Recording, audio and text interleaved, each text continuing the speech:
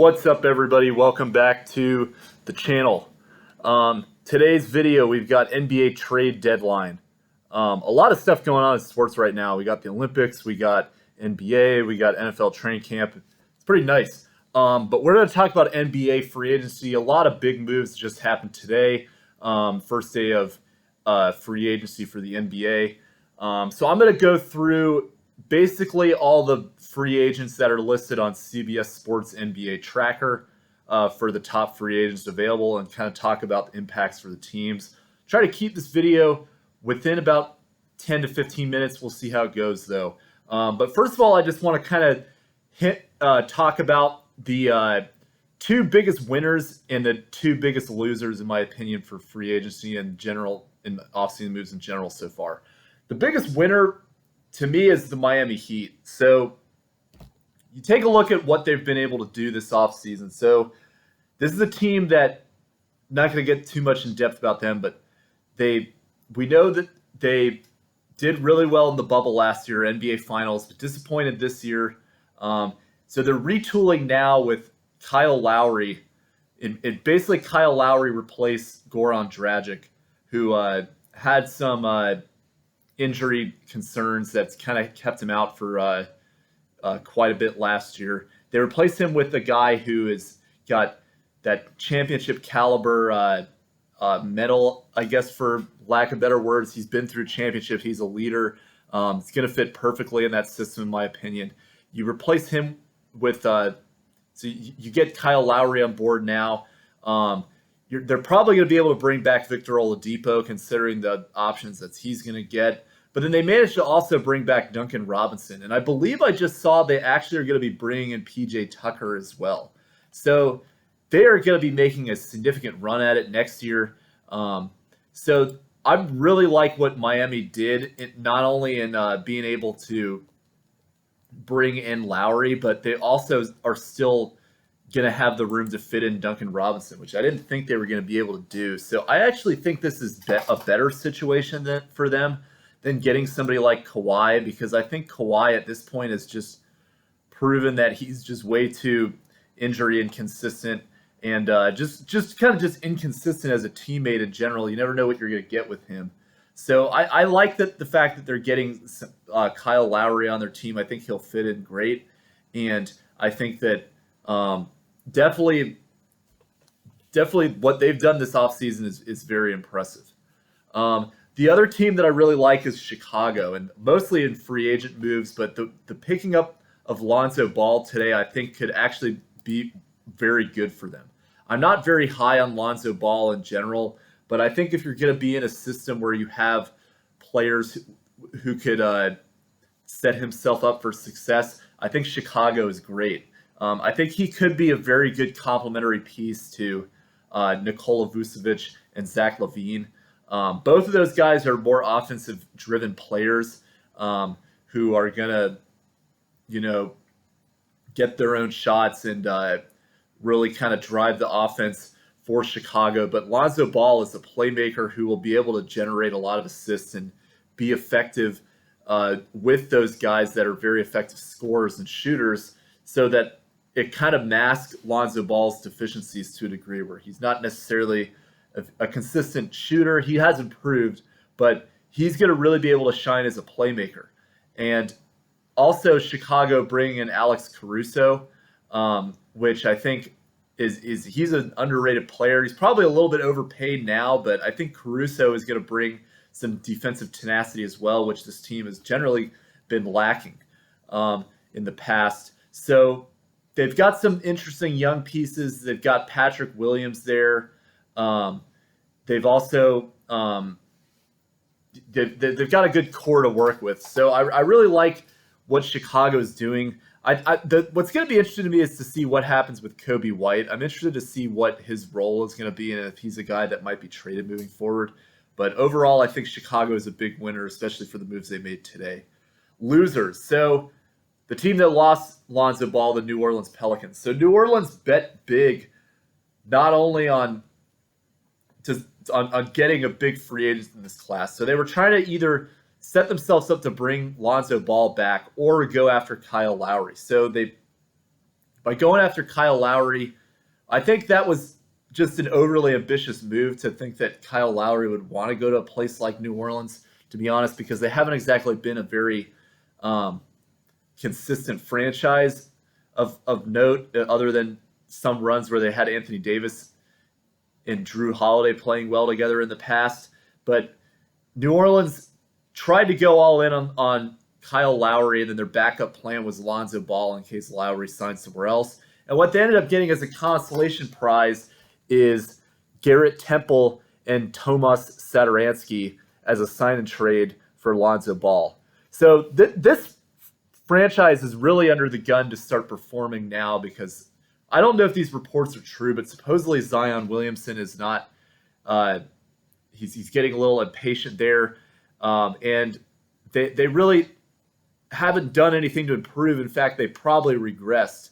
So, I mean, Valanciunas, I can kind of see that potentially working out, but it's kind of the same thing as Steven Adams, to be honest.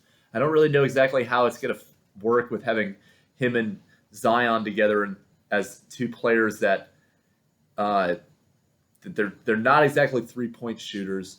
And Valanciunas is somebody that thrives in the paint, maybe to a lesser degree than Adams, but I just don't see them as. I have a hard time seeing New Orleans making the playoff picture, even as it is, and then they've kind of regressed a little bit from last year, so overall not looking good for them.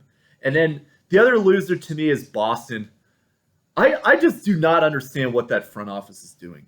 So I made a whole video about this earlier, so if you want to, you can check it out. But basically, Boston, what they've done over the last 2 or 3 seasons just doesn't make any sense to me. So they paid big money to get Gordon Hayward, and then they're trying to build this core for the future, but then they didn't make any big trades to invest in a big, and they spent those draft picks on guys like Romeo Langford. What is the other player's name? Aaron Nesmith, who basically just not panned out. They also took Grant Williams with another later first-round pick. So basically, in that year of 2019, when they took Langford, I don't know why they didn't trade any of those picks to try to help them maximize their championship potential that they had, try to get a big who would be helpful. But so they ended up losing to the Eastern Conference Finals in 2020. But then in that draft, they took Nesmith, but then they were unwilling to pay Hayward because they didn't want to commit the money to him. So they took on the big trade exception, which was supposedly going to be the way they were going to get a superstar.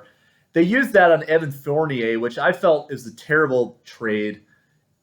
Fournier was a good stopgap option for them, but for other guys that they could have used that on, such as Miles Turner, who was supposedly offered them for Hayward, but they didn't want to do that. And then now, instead of keeping Fournier, they decided to go with Josh Richardson, who is a by far worse player than Fournier is. So now they're literally their lineup. They've also made some very weird moves in which they traded Kemba Walker for Horford, which I don't really like that, because I think Horford, even though he's still good, he's not going to replicate what he did in the past with Boston. And then they traded Thompson for Chris Dunn, who I guess is right now their point guard, but he's not a starting caliber point guard. So I don't know what Boston is doing. I think they're just going to be in the exact same position they were last year, where they're on the fringe of making up the playoffs, especially with some of these other moves that teams are making, like Chicago and Miami. It's just, I just don't see what Boston is doing at all. And it's frustrating because a few years ago, they were viewed as having the brightest future in the league with all the assets they have, and just what they've managed to make of it is just absolute garbage, in my opinion. So, yeah, that's my take on the Celtics. So we'll get through the other free agent signings that have happened. So Chris Paul redid his deal to, first of all, I'm going through the list of CBS Sports top free agents. Kawhi Leonard is number 1. I think he's going to stay in Los Angeles. I don't see that being any news. Chris Paul redid his deal, and I think he did this because he realizes that he wants to build a championship contender around Phoenix, and they were able to retain Cam Payne when they did that. So I think that was a good move for Phoenix. I believe they also got JaVale McGee, who he gives them some good rim protection as a backup center, which they kind of didn't really have. So they're making some smart moves over there. Kyle Lowry to Miami, as I just talked about. Miami gets back, I believe, Precious Achua and Goran Dragic in return.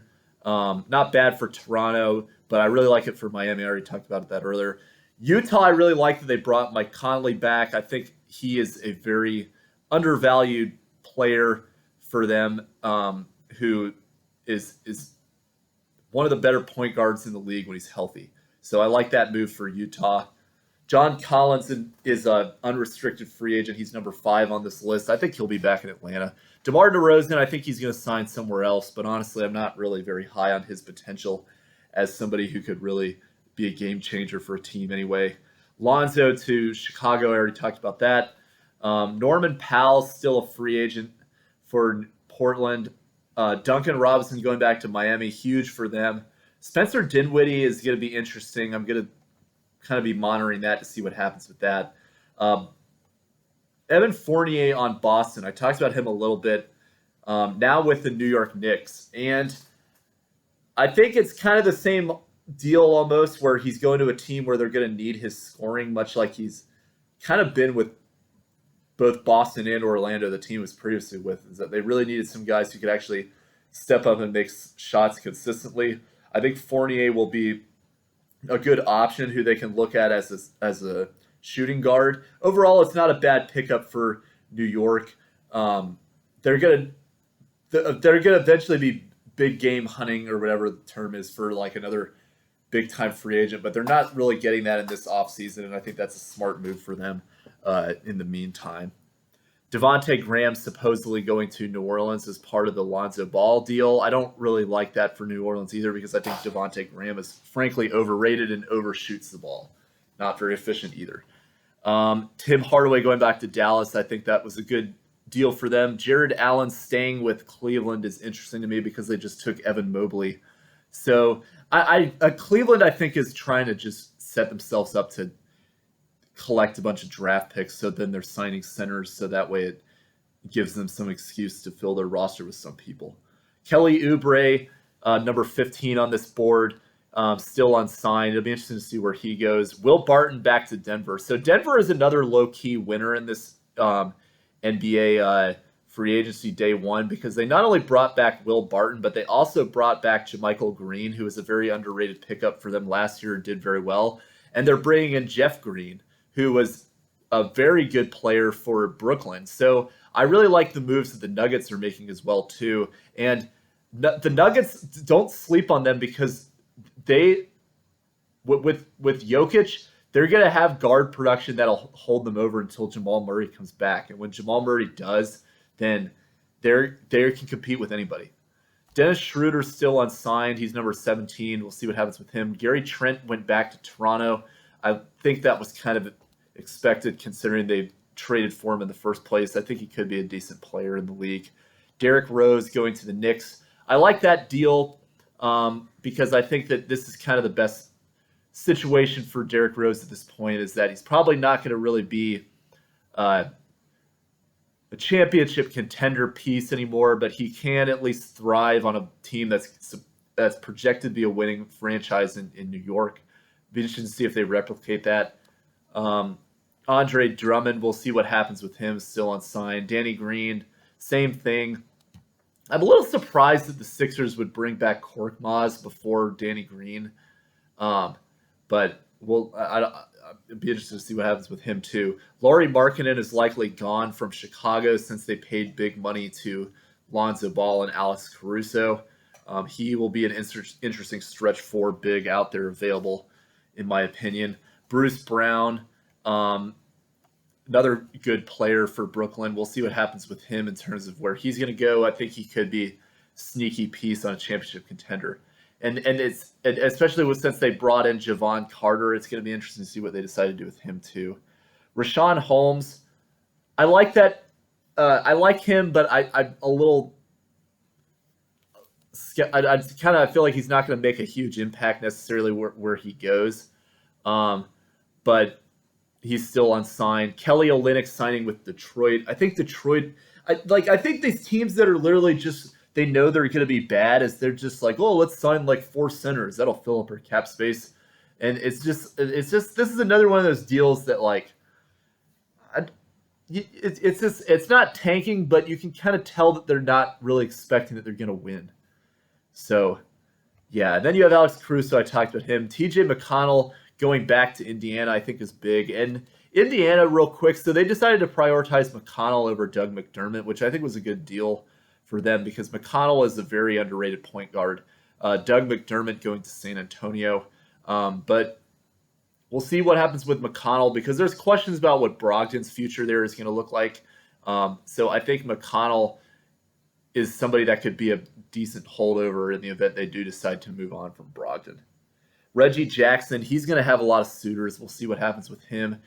Daniel Tice, I believe, is going to Houston. They don't have it updated here, but I saw that Daniel Tice is going to Houston.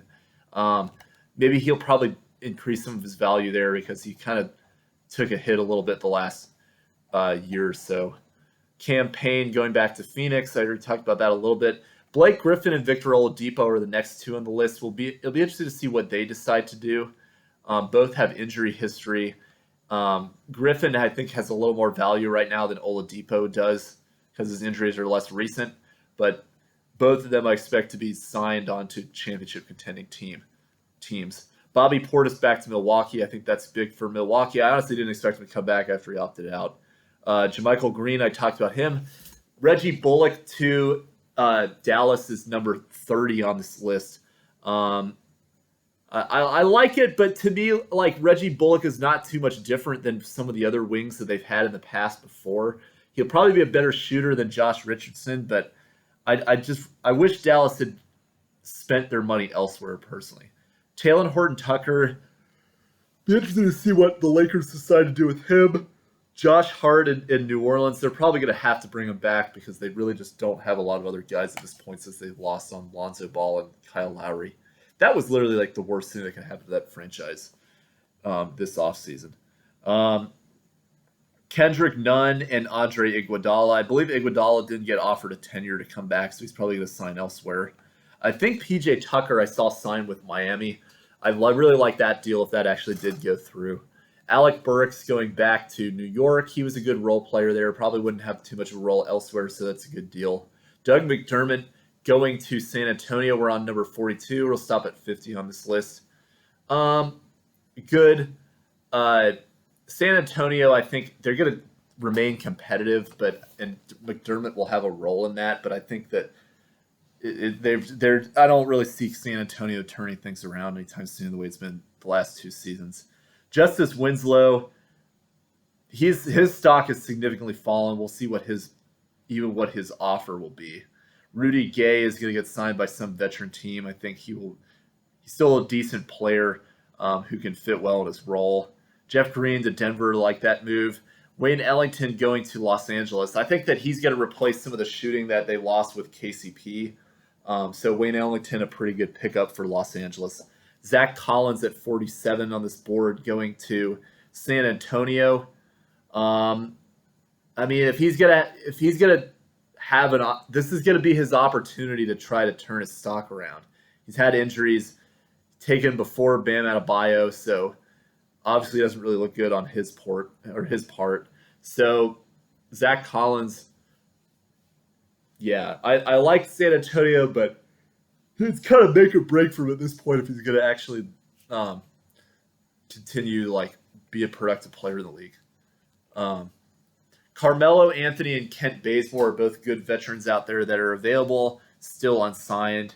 We'll see what they do. And then the last on this list at number 50 is Trevor Ariza, also going to Los Angeles. And I think Los Angeles, they're putting themselves in a good position to have veterans who can help them win now. And I expect them to win this year, but again, we all last year it was like a shoo-in. Everybody was saying the Lakers are going to repeat this year. It's a no-brainer, and they didn't even get out of the first round. So you never can predict the stuff with basketball. That's what I like about it.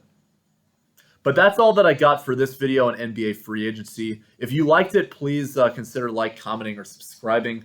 Also, check out my other content as well. I make a wide variety of videos if you're interested in that stuff too. So, all right. Well, I'll see you guys later. Bye.